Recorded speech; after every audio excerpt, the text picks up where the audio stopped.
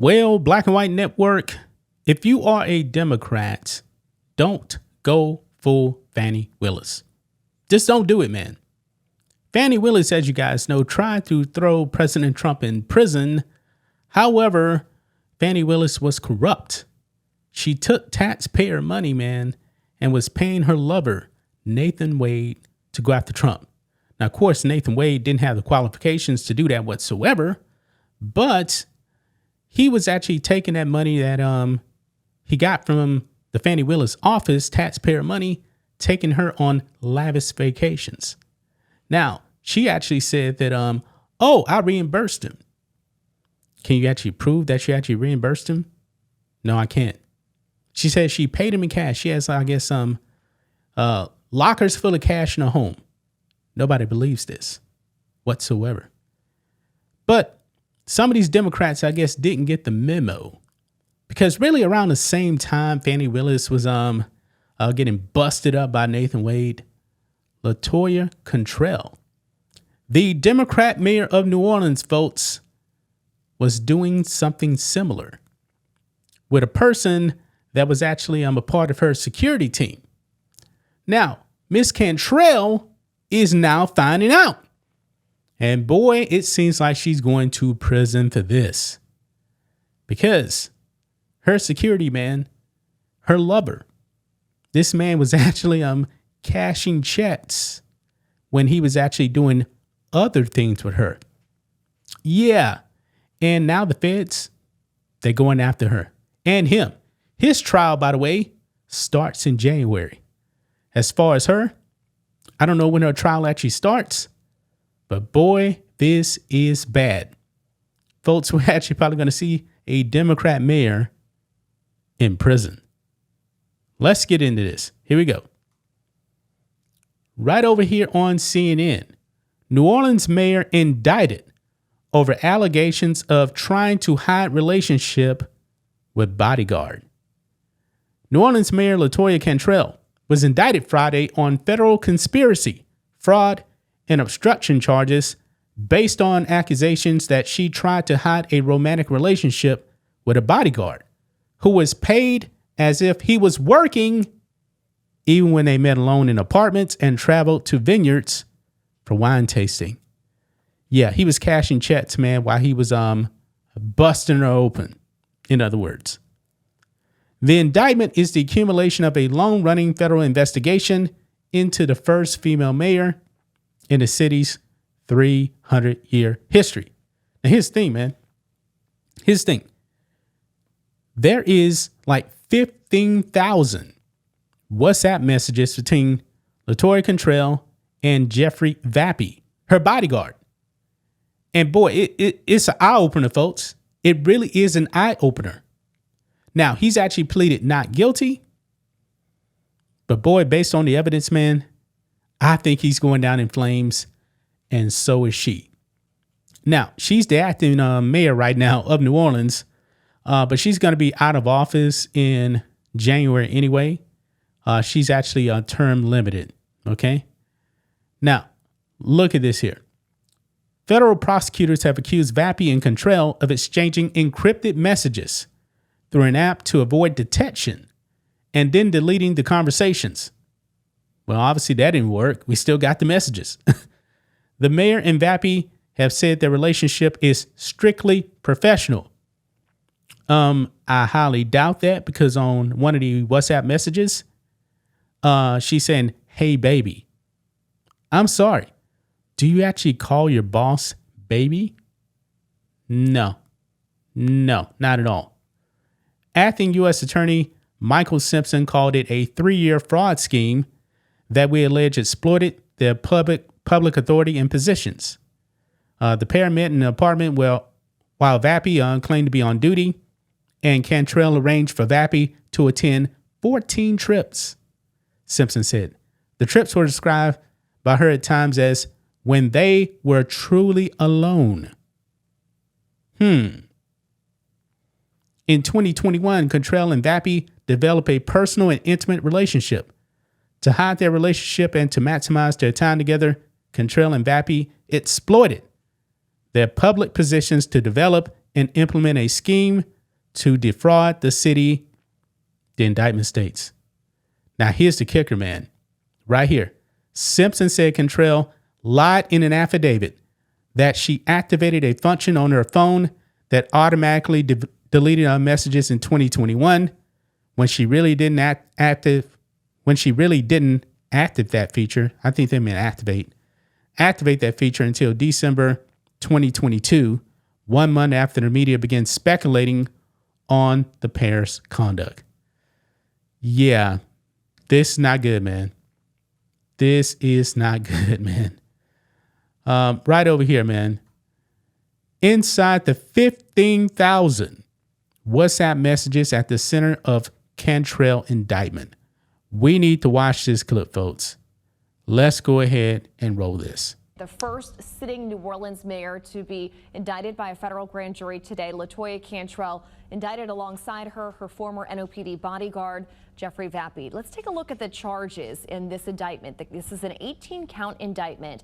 We've got conspiracy. Both Cantrell and Vappy face this 1 count of conspiracy. There are 12 wire fraud counts. Now, they don't all face them. Vappy actually is listed in every single count. Cantrell is listed in 1, 2, 3, 4, 5, 6 of those wire fraud counts. There's conspiracy to obstruct justice. They are both listed in that count, which is count 14.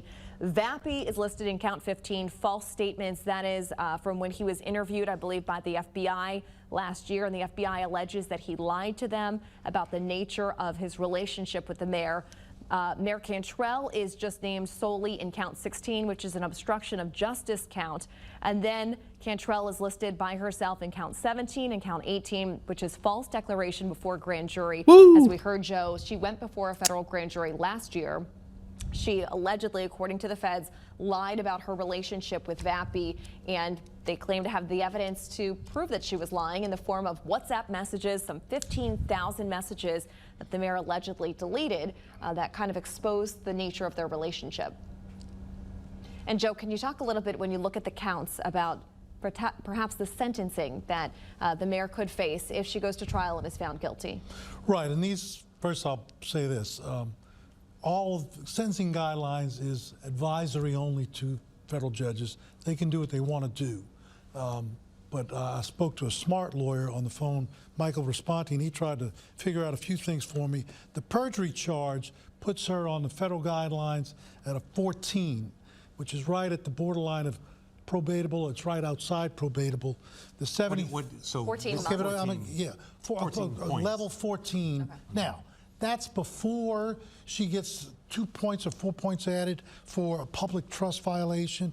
If she pleads, she can get 3 points taken off for acceptance of responsibility. So there's wiggle room. But the $70,000, if it just stays at that number, is at 13. So they're right around, she's right on that borderline right now without any additions or subtractions. And what the point of what I'm saying is, if she possibly, and then you have the you know, other things that can be added. But what I'm saying is, if she would have in the beginning, or when this first started coming to fruition, if she would have taken that opportunity, she could have possibly maybe even not gotten indicted, or maybe kept herself in a position to be probatable. But she took proactive steps, like getting Vappy put back on her detail, like still taking trips, like, and possibly deleting all these messages. If she did that after she was told by the federal grand jury to produce them, that's a violation in and of itself. So she kept taking proactive steps to spit vinegar in the eye of the government, and that may not bode well when Judge Vitter has to decide her level of culpability. Okay, so let's say she doesn't get probation, but how much time could she be Time. facing? Yeah, I've been waiting on that, man. This guy keeps going and going. I guess he's about to say it now. Well, those things will usually land into 14. I don't have it in front of me, but that's like a 22 to 36 month, like 2 or 3 years. She can get up to 5 years in the perjury charge. 5 years for perjury, folks. And like I said, the money is, I think it's going to fall in that zone.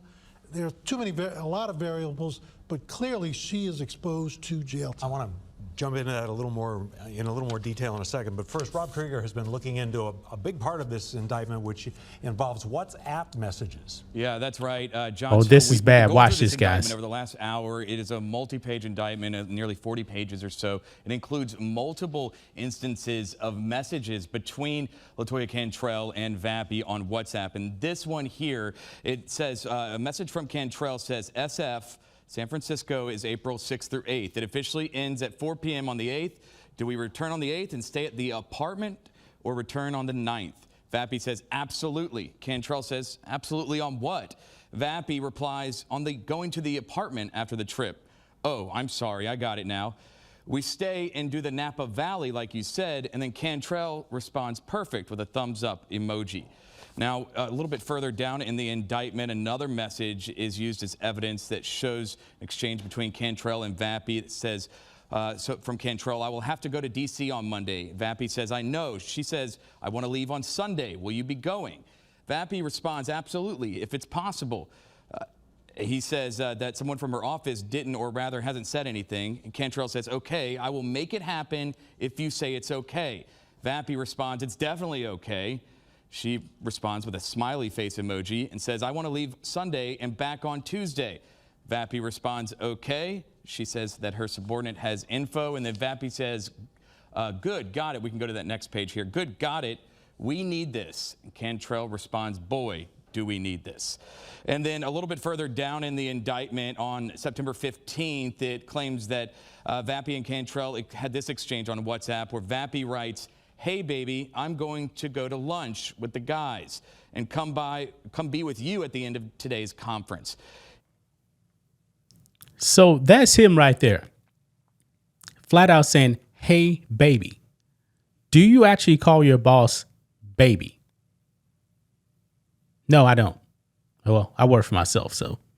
He says, I'm not going on the bus tour. And Cantrell responds, okay, good. Cantrell says, so that means you'll be done around 3:30? He says, meaning we get out earlier. And then Cantrell responds, let me know about where for lunch to make sure I'm out of sight. Ooh. So this is just a couple of instances of exchanges of text messages between Cantrell and Vappy that the federal government says it shows that the two had a relationship together outside of what was supposed to be their professional relationship. We are digging through this indictment. John, Meg, Joe, there is a lot in here. We'll be sharing it with you throughout the rest of our newscast here. Coming up in our later newscast, we're going to dig deep down into each of those charges and the evidence that backs them. John, Meg. All right, thanks very much for that, Rob Krieger. Your thoughts on what Rob just ran through? You know, this is the thing. These are two, you know, young and in love, as they say, and that could have been a defensible position. I can hear the closing argument. They're trying to cover up an affair. People can understand that. The thing that I keep going back to, and the thing that I know Judge Vitter will not like, is the lying to the grand jury. I just think that that's gonna cook them. Moves it up to a different level. And we don't know. I don't know yet about the timing of things, but her volitional act to destroy evidence, her volitional act to have the hubris to go in front of a federal grand jury and do what she did, if that is in fact provable. Yeah, so you guys saw that, man. She's cooked. She is cooked. I mean, they got her, man. They got 15,000 WhatsApp messages. And when you see things like a, hey, baby, back at the apartment, and this guy's getting paid for all that too. He's getting paid to bust her open. Wow. Wow. This woman definitely, man, seems like she's going to be going down fast. That's just my thoughts on this. What do you guys think of this? Black and White Network fans, let us know what you think about all this in the comments.